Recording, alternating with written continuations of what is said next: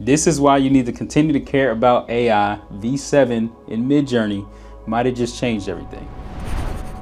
So as y'all all know, we got Midjourney V7. I'm looking at it right now. I haven't done a Midjourney video in a minute, but we got personalization and we got this omni reference thing going on. So this is going to help us when it comes to actually creating consistent characters. And that's really what it's all about when it comes to this AI stuff, at least for when you're trying to storytell and do some more with either client work or yourself.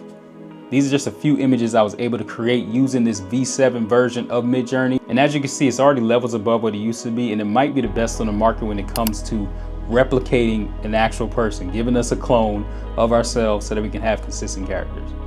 So Midjourney V7 introduces us to this prompt memory. So that's going to let you create multiple styles, compositions, and even your own work.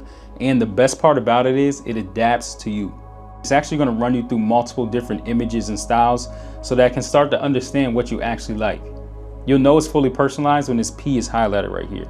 Next, you simply type in a prompt of what you want, and then you'll just drag in a photo of yourself over here to Omni reference. And that's going to give it an image to actually build from. And that'll be like the consistent character. Now, another cool way to do this is just go to the Explore tab, and then you're just going to go here and look at the different images and the styles that you like.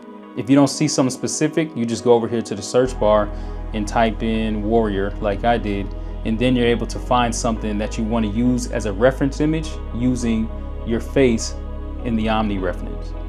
And I think that is going to be one of the features that's really going to elevate this, because I've been getting questions from clients multiple times about how to do consistent characters when they're making the different artworks, or even when they're trying to ideate or get into visualization for whatever projects they're working on. So this is already going to streamline that process.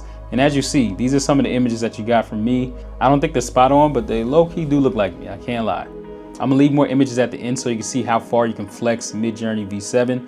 Here are other few ways that I think this would be really good to use. So now when it comes to mood boards for clients, Midjourney is gonna be able to do that. Visuals, mockups, posters, as a graphic designer, it's gonna be able to do that too. But you're still gonna need the touch of a human, obviously. But last but not least, YouTube thumbnails. So we're on YouTube right now, and we all know the value of a thumbnail. Now you have the ability to put yourself in pretty much any scene, whether you wanna do more Mr. Beast type stuff, professional, cartoonish, really anything is now possible using your face or your client's face to make a thumbnail or some kind of design that they need. Now, of course, as a designer, does this make my job harder or make my projects fewer? I don't think so. It's more so I'm still the painter. I'm just using different paintbrushes. I can honestly say AI is not replacing creatives yet, but it is removing excuses. There are so many different ways to create as a creative. And if we're not willing to be creative, we may not be creatives too much longer. Imagine using this with something like Kling to get an image like this.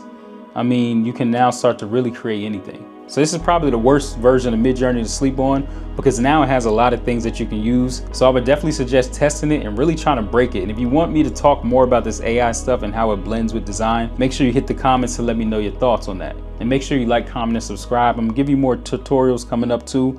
I've been working on some of those, and I got some other things up my sleeve that I think you'll like. That's really all I got today. It's Jay. You already know the deal.